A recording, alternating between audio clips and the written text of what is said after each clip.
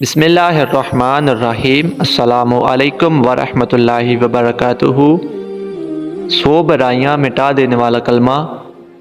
سیدنا ابو ہریرہ رضی اللہ تعالیٰ عنہ سے مروی ہے کہ نبی کریم صلی اللہ علیہ وآلہ وسلم نے فرمایا، جس نے دن میں 100 مرتبہ یہ کلمہ پڑھا اسے 10 غلام آزاد کرنے کا ثواب ملے گا، اور اس کے نامہ مال میں 100 نیکیاں لکھی جائیں گی اور 100 گناہ مٹا دیے جائیں گے، اور اس روز شام تک شیطان سے امن میں رہے گا، اور اس سے بہتر کوئی شخص نہ ہوگا، لیکن جس نے اس سے بھی زیادہ پڑھا اسے ہو۔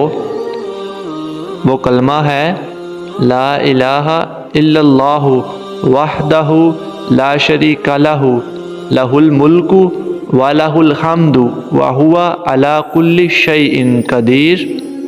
دوبارہ لا الہ الا اللہ وحدہ لا شریک لہ لہ الملک وَلَهُ الْحَمْدُ وَهُوَ عَلَى كُلِّ شَيْءٍ قَدِيرٌ۔